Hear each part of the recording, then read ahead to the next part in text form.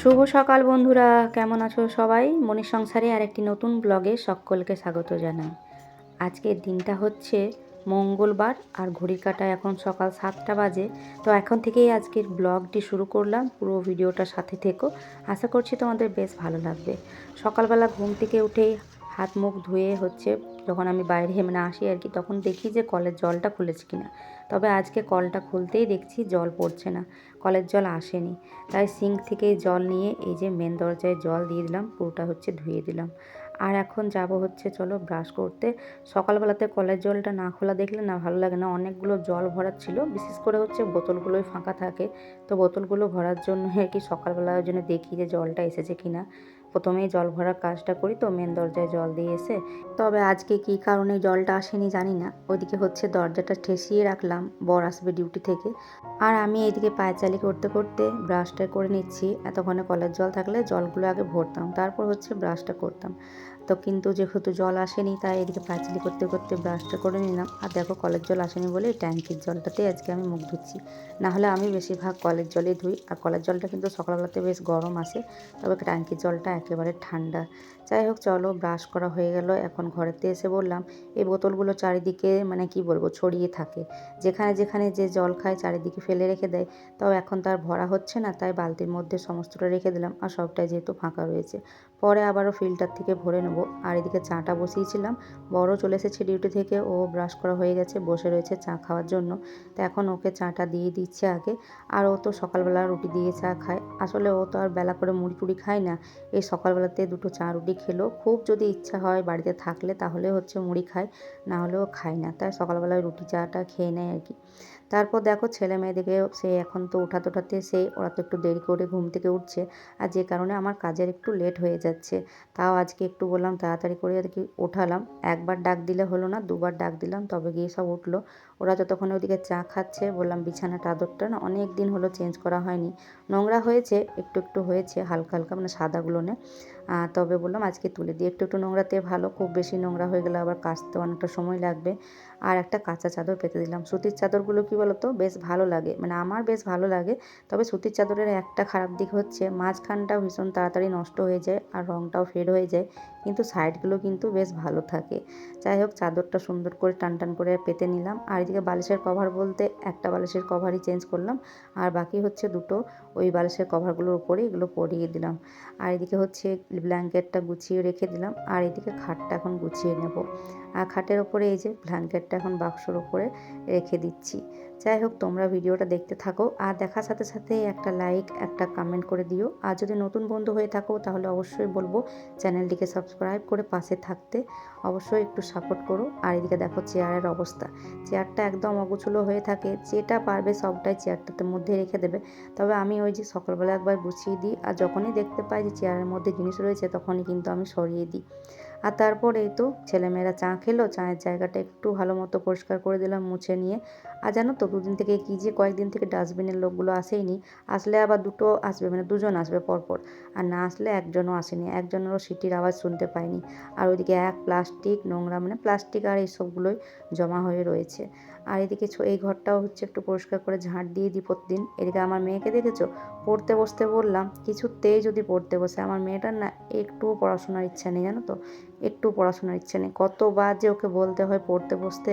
এখন তো 1 মাসের টানা ছুটি, বাড়িতে যদি না পড়ে, স্কুলের এই যে উচ্চ মাধ্যমিক মাধ্যমিক পার করে ওদেরও আবার পরীক্ষা হবে, কিন্তু সেটা আর কে বোঝে। কতবার বলে বলে হয়রান হয়ে যাচ্ছি, কিন্তু পড়তে আর বসছে না।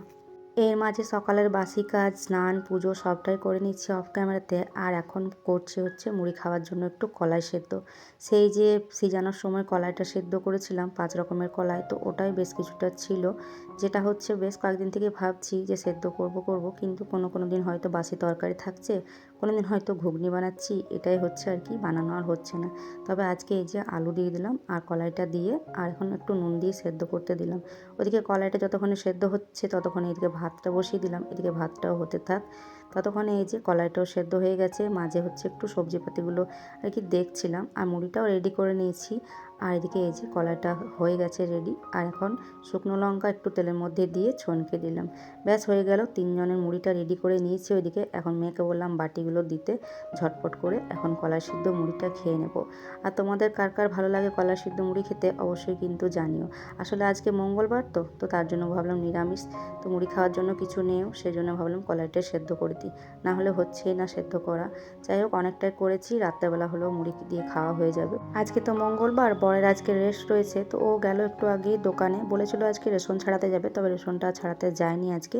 আর আমরা এই যে 3 জন মিলে এখন মুড়ি খাওয়া দাওয়াটা করে নিচ্ছি। মুড়ি খাওয়া দাওয়াটা কমপ্লিট করে এই যে সবজিপাতিগুলোকে নিয়ে বসেছি। আর ওদিকে আহিরের ডাল বসিয়ে দিলাম একটুখানি।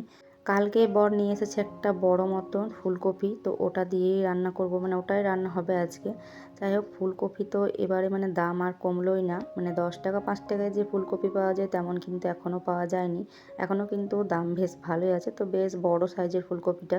তবে এই ফুলকপিটা আজকে তরকারি মানে করব না, অন্যদিন তো হয়তো ঝোল টাইপের তরকারি করি, তাতে করে আমার ডাল করতে হয় না। তবে আজকে ডাল বসিয়েছি একটু আহিরের, কারণ আজকে ঝোল করব না। আর মটরশুঁটিগুলো দেখেছো, কালকে অনেকগুলো মটরশুঁটি ছিল, কিন্তু ছেলেমেয়েরা সব কাঁচা খেয়েই সব শেষ করে দিয়েছে, মানে অর্ধেকের উপর শেষ করে দিয়েছে।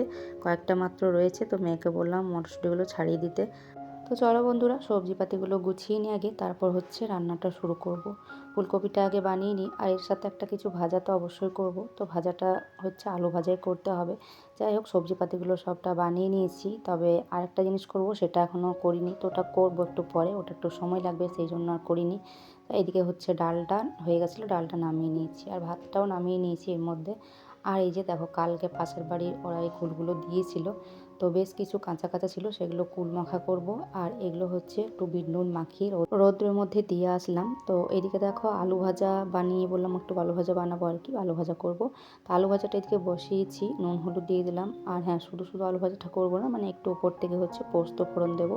একটু পোস্ত ফোড়ন দিলে কিন্তু খেতে বেশ ভালোই লাগে, তো সেই জন্য একটু হালকা ভাজা হওয়ার পর একটুখানি হচ্ছে উপর থেকে পোস্ত দিয়ে দেবো। পোস্ত ফোড়ন দিয়ে আলু ভাজাটা খেতে বেশ ভালো লাগে, তাই আর কি বললাম দিয়ে দিই।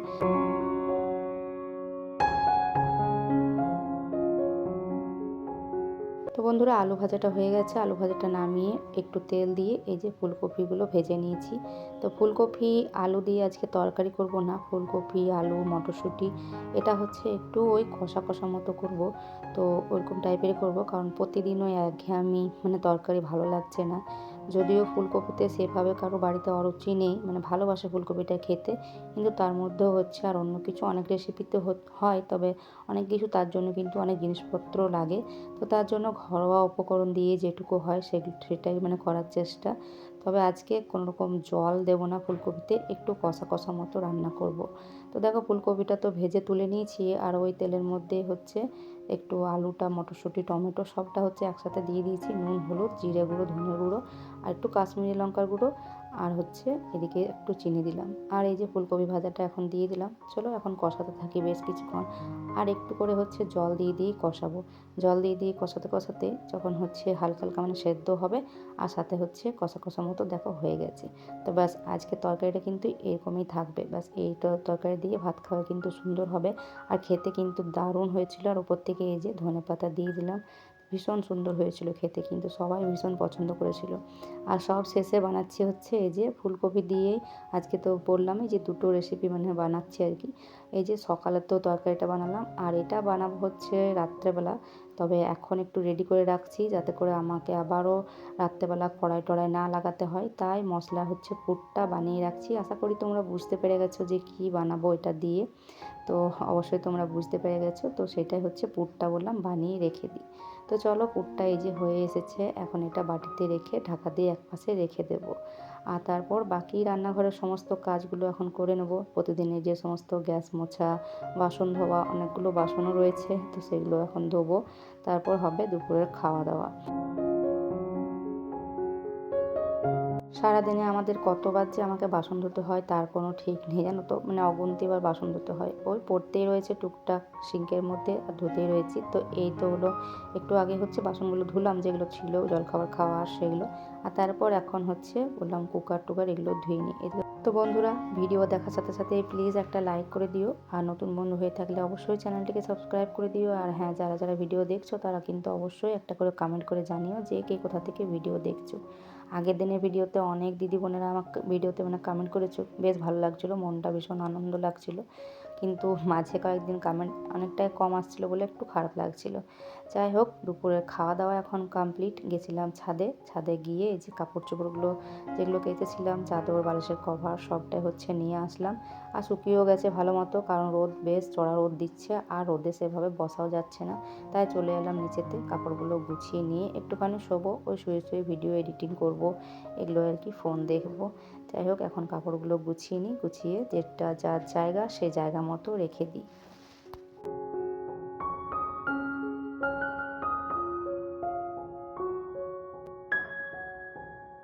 দুপুর বিকেল সন্ধ্যা পেরিয়ে এখন রাত্রের খাবার বানানোর পালা। তো এদিকে হচ্ছে 1 বাটি মতো আটা আর 1 বাটি মতো ময়দা, এই যে দুটোকে একসাথে মিক্স করে চেলে নিচ্ছি। চেলে নিয়ে সুন্দর করে হচ্ছে একটু নুন দিয়ে মেখে নিয়েছি ভালো মতো। তো আজকে বানাবো হচ্ছে ফুলকপির পরোটা। তো আটাটা মেখে নিয়েছি, আর লেচিগুলো হচ্ছে একটু বড় বড় করে বানাচ্ছি, কারণ পুর যেহেতু ভরবো, আর পুর ভরা যেগুলোই কোনো কিছু বানায় না কেন একটু বড় বড় করে লেচিগুলো না করলে না ঠিকঠাক হবে না, পুরটা তখন আবার বেরিয়ে যাবে, খুব পাতলা করা যাবে না। আর এই যে সকালবেলা দুপুরবেলা রান্নার সময় দেখেছিলে যে পুরটা আমি রেডি করে রেখেছিলাম, সেই জন্য আর এখন আমার কিছু করতে হলো না, অনেকটা কাজটা হচ্ছে এগিয়ে রেখেছিলাম। তো এই যে লেচিগুলো করে নিয়েছি, এখন একটা একটা করে পুরগুলো সবটাই ভরে নেবো আগে, তারপর হচ্ছে বেলে নিয়ে একদিকে বেলবো একদিকে ভাজবো, কারণ বেলে নিয়ে তো আর রাখা যাবে না। আগের বার যখন হচ্ছে কয়েকদিন আগে যখন আলু পরোটা বানিয়েছিলাম, তো ওটা তো বানিয়েছিলাম আমি আলুটা হচ্ছে আটার মধ্যে মেখে, পুর দিয়ে বানাইনি। তাই বাড়িতে আর কি বলছিল পাতলা, মানে ওটা পাতলা পাতলা হয়েছিল। যাই হোক, ওটা পাতলাই হবে।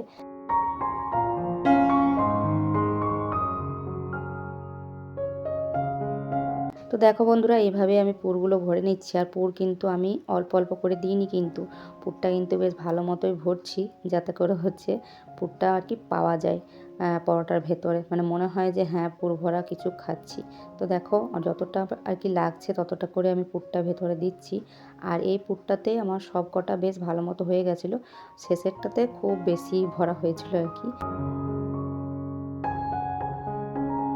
তো সব লেচির মধ্যে আমার পুর ভরা কমপ্লিট। এখন ওইদিকে তাওয়াটা বসিয়ে দিয়েছি। আর জানো তো, এর আগের বার যে সাদা তেলটা নিয়ে আসা হয়েছিল, ওই সাদা তেলটা নিয়ে যে আমার কী অসুবিধা হচ্ছে আর কি বলবো। যতবার নিচ্ছি পরোটা বানাতে কিছু বানাতে, মানে তেলটা যখনই দরকার পড়ছে তখনই এত অসুবিধা হচ্ছে, মানে জমে গেছে একদম, সেই ডালডার মতো জমে গেছে। ওই তেলটা আমাদের নিয়ে আসে না, গতবারে নিয়ে এসেছে, যে কারণে অনেকটা অসুবিধা হচ্ছে মানে ওটা বের করতে।